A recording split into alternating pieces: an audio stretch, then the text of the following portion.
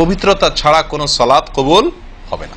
কোনো সালাত আল্লাহর কাছে অ্যাকসেপ্টেড, গ্রহণযোগ্য হবে না কি ছাড়া? তাহারাত ছাড়া, ওযু ছাড়া। মুসলিম বর্ণিত হাদিসে আসছে নবী সাল্লাল্লাহু আলাইহি ওয়াসাল্লাম বলেছেন, যে ব্যক্তি পরিপূর্ণভাবে ওযু করবে, পরিপূর্ণভাবে ওযু করবে, ভালোভাবে ওযু করবে, এবং ওযুর শেষে কালিমাতুশ শাহাদা যেটা আছে, আশহাদু আল্লা ইলাহা ইল্লাল্লাহু ওয়াহদাহু লা শারীকা লাহু ওয়া আশহাদু আন্না মুহাম্মাদান আবদুহু ওয়া রাসূলুহু, এই কালিমায়ে শাহাদা পাঠ করবে ওযুর শেষে, এই ব্যক্তির জন্য আল্লাহ সুবহানাহু ওয়া তাআলা জান্নাতের সমস্ত দুয়ার খুলে দিবেন। প্রিয় ভাইরা, এখন আসি আমরা ওযুতে কি ভুলগুলো আমাদের এমন হয় যেগুলোর কারণে আমাদের ওযুর পূর্ণতা নষ্ট হতে পারে। তার ভিতরে এক নম্বরের ভুল হলো, যেটি আমাদের হয়ে থাকে ওযুর ক্ষেত্রে অনেকেরই, সেটা হলো বিসমিল্লাহ পাঠ না করা। ওযুর শুরুতে কি পাঠ করতে হয়? বিসমিল্লাহ। আপনি যখন হাত ধুয়ে তো ওযু শুরু করবেন, দুই হাতের কবজি দুই হাতে ওযু শুরু করবেন না, প্রথম কাজ, তার আগে আপনি কি কি করবেন? বিসমিল্লাহ। বিসমিল্লাহ বলে হাত ধুয়ে তারপর ওযু শুরু করবেন। বহু লোক আছি আমরা, ওযুখানায় ওই গল্প করতেছি, আড্ডা মারতেছি, কথাবার্তা বলতেছি, এই বলতে বলতে ওযু শুরু করে দিছি, তাহলে বিসমিল্লাহ কখন পড়তেছি? বিসমিল্লাহটা অনেক সময় অমনোযোগিতার কারণে, অবহেলার কারণে, অন্যমনস্কতার কারণে বিসমিল্লাহটা অনেক সময় আমরা বলতে ভুলে যাই। অথচ এই বিসমিল্লাহ পাঠ করা ওযু শুরুতে অনেক বিশেষজ্ঞ আলেমের মতে ফরজ। অনেকে বলেন বিসমিল্লাহ পাঠ না করলে ওযুই হবে না, আপনি যদি ভুলে বাদ দেন ওযু হলো না। যদিও সংখ্যাগরিষ্ঠ ওলামাদের মতে এটা না, তাদের মতে বিসমিল্লাহ পাঠ করা এটা ওযুর সুন্নাহ।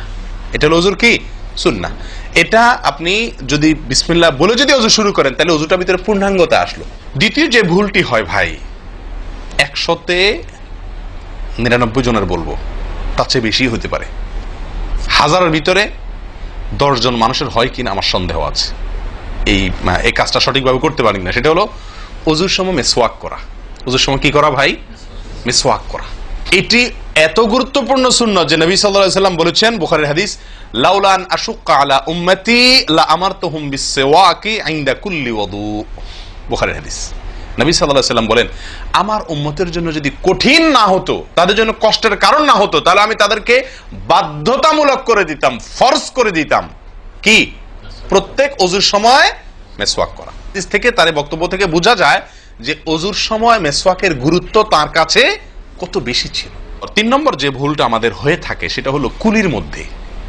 দেখেন প্রত্যেকটা কাজেই কিন্তু, আমি একটা একটা করে আপনাদের দেখাচ্ছি ওযুর প্রত্যেকটা কাজে আমাদের ত্রুটিগুলো হয় কিভাবে। দেখেন কুলির সময় ভুল হয়। কি ভুল হয়? কুলিটা যেভাবে করার কথা সেভাবে আমরা করি না। হাদিসে কুলির বিষয়ে নির্দেশ এসেছে, সেটাকে বলা হয়েছে মদমাদা। মদমাদা আরবি শব্দ, এটার বাংলা অর্থ হয় কুলি করা বা কুলকুচি করা বা কুলকুচা করা। এই কুলি বা কুলকুচা এটা হলো মুখের ভিতরে আপনি হাতের কষে করে পানি নিয়ে মুখে নাড়বেন, এরপরে ফেলবেন, আবার হাতে নিবেন, কিছু সময় নাড়বেন, 1 সেকেন্ড হোক 2 সেকেন্ড হোক, এরপরে ফেলবেন। এটা হলো কুলি বা কুলকুচা। আমরা বেশিরভাগ সময় এরকম করি আলহামদুলিল্লাহ। যখন ব্যস্ত থাকি, যখন হুলস্থুল থাকে, কোনো সময় কোনো কাজের তাড়া থাকে, তখন অনেক সময় আমরা কি করি? হয় কি না হয় না? মুখে নিলাম আর ঢাললাম, মুখে নিলাম আর ঢাললাম। আমি জানি না আপনাদের হয় কিনা এরকম। আমি দেখছি এরকম অনেক সময় হয়। আপনারা একমত কিনা? নিলাম মানে ব্যস্ততার কারণে, হয়তো জামাত শেষ হয়ে যাচ্ছে বা অন্য কোনো কারণ আছে, অথবা দেরিতে আসছি, তো তখন মুখের ভিতর নেওয়া আর ফেলাও, নেওয়াও আর ফেলাও, এতে কলি হবে না। নাম্বার 4, নাকে পানি দেওয়া। দেখেন একটা একটা করে দেখেন, প্রত্যেকটাতে ত্রুটি আছে। আল্লাহুল মুস্তাআন।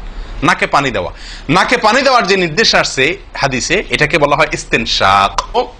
ইস্তেনশাক শব্দের মূল অর্থ হলো পানি টানা, নাকে পানি টানা।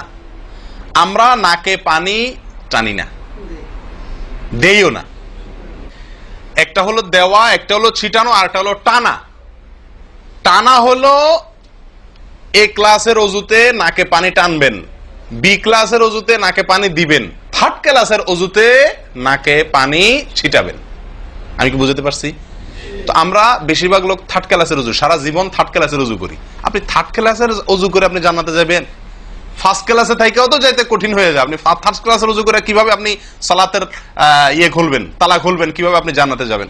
অতএব ভাই, এই নাকে পানি দেওয়ার বিষয়ে সাবধান থাকতে হবে। দেখুন নিয়ম হলো, আপনি হাতের কষে পানি নিয়ে নাকে ধরলেন, নাকে ধরে হালকা কি করবেন?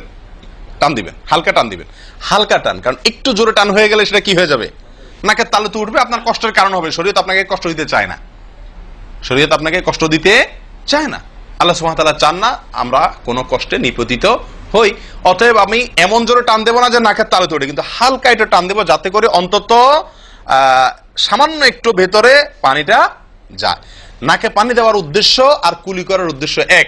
নাকে পানি দেওয়ার উদ্দেশ্য হলো নাকের ভেতরের যে ময়লাগুলা, ধারে কাছে যে ময়লাগুলো আছে, এগুলো যেন পরিষ্কার হয়ে যায়। আল্লাহর দরবারে দাঁড়াবো পরিচ্ছন্ন হয়ে, পবিত্র হয়ে। হ্যাঁ, এই জন্য নাকে পানি দেওয়ার নির্দেশ আছে। এখন আপনি যদি নাকে পানি কোষ নিয়ে ধরে একটু হালকা টান দেন, তাহলে ভিতরে কিছুটা পানি যাবে কি যাবে না? এটা আপনাকে করতে হবে। নাম্বার 2, এটা যদি আপনি করতে কষ্ট হয়, টান দিলে, আপনি আস্তে টান দিলেও উপরে উঠে যায়, তো দরকার নেই। তাহলে আপনি কি করেন? নাকে পানি দেন। নাকে পানি কিভাবে দিবেন? নাকটাকে অন্তত পানির মধ্যে কি করে রাখেন? চুবাই রাখেন, 1 সেকেন্ড চুবাই রাখেন। কিছু দূর পানি যাবে কিনা আমি কি বুঝাতে পারছি? আমরা অনেকে বিশেষ করে আমি দেখছি ওযু করার সময় নাকে পানি ছিটান। কিভাবে পানি ছিটান? ওই যে কষে করে পানি নিয়ে, লক্ষ্য করছেন আপনারা?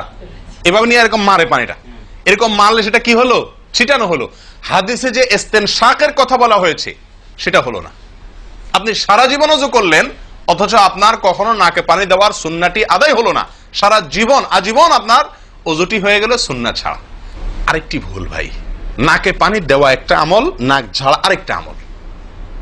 নাকে পানি দেওয়া এটা একটা নির্দেশ, আর নাক ঝাড়া আরেকটা নির্দেশ। আমি কি বুঝাতে পারছি? কুলি করা একটা আমল, হাত ধোয়া একটা আমল, হাতের কবজি পর্যন্ত 2 হাতের বিসমিল্লাহ বলা, তারপর তো এটা আছেই। এরপরে মেসওয়াক করা একটা আমল, কুলি করা আরেকটা সুন্নাহ, কুলির পরে নাকে পানি দেওয়া বা নাক দিয়া পানি টানা আরেকটা আমল, এরপরে নাক ঝাড়া আরেকটা আমল। ভাই এরপরে আসি আরেকটি গুরুত্বপূর্ণ আমল যেটি হয় না, বা আরেকটি ত্রুটি ওযুতে, সেটি হলো আঙ্গুল খেলাল না করা। ওযুতে কি না করা? আঙ্গুল খেলাল না করা। আঙ্গুল খেলাল হলো হাত এবং পায়ের আঙ্গুলের যে চিপাগুলো আছে, এই চিপাগুলোতে পানি পৌঁছানোর জন্য, পানি পৌঁছানোটা নিশ্চিত করার জন্য কি করতে হবে? এক হাতের আঙ্গুলকে অন্য হাতের আঙ্গুলের চিপায় ঢুকায়া এভাবে কি করতে হবে? একটু হালকা নাড়তে হবে, যাতে করে জায়গাটাতে, চিপাটাতে পানি গেছে এটা কারণ এই চিপাগুলোতে পানি নাও যেতে পারে শুকিয়ে থাকার কারণে। তা আপনি যদি একটু নাড়া দেন পানির ভিজা আঙ্গুল দিয়া, তাহলে ইনশাআল্লাহ ওখানে পানি পৌঁছানোটা মোটামুটি নিশ্চিত হয়ে যাবে। ঠিক না? ঠিক। পায়ের আঙ্গুল কিভাবে করবেন? পায়ের আঙ্গুল তো আর এক আঙ্গুল অন্য পায়ের আঙ্গুল ঢুকাতে পারবেন না। সেটা করবেন হলো, অন্য হাদিসে আসছে, এই যে কোন আঙ্গুল আছে না, কোন আঙ্গুল দিয়া সব চিপাগুলোতে কি করবেন? ঘষা দিবেন। কোন আঙ্গুল দিয়া আপনার সব পায়ের আঙ্গুল চিপাগুলোতে ঘষা দিবেন। ভাই আমরা কয়জনে করি এই খেলার আমলটা বলুন তো? পায়ের আঙ্গুল, কোন আঙ্গুল দিয়া পায়ের আঙ্গুলের চিপা খেলাল করা, হাতের আঙ্গুল খেলাল করা, কয়জনে করি আমরা বলেন? তাহলে এই ভুলগুলো আমাদের অহরহ হচ্ছে না ভাই? আমরা কি জান্নাতে যেতে চাই না? আমাদের সালাতটা সুন্দর হোক আমরা চাই না ভাই?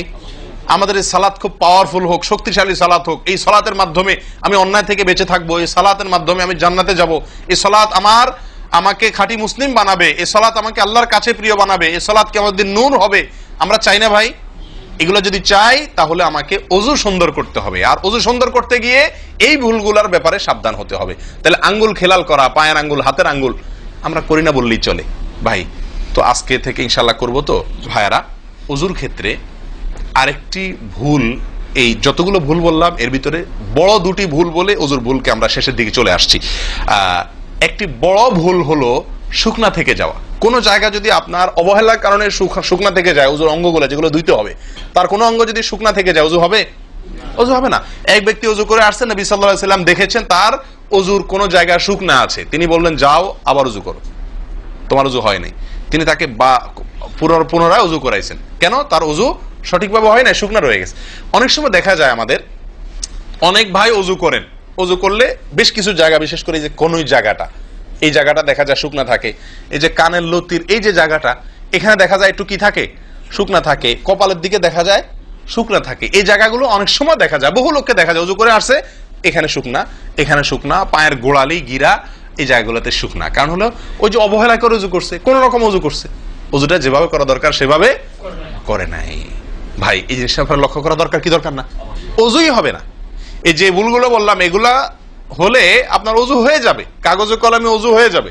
কিন্তু এখনকার যে ভুলটা বললাম, যদি শুকনা না থাইকা যায়, আল্লাহ মাফ করেন, তাহলে কাগজে কলমে ওযু হবে না, কাগজে কলমেও কি হবে না? ওযু হবে না। এত জঘন্য। সাবধান থাকার দরকার কি দরকার না?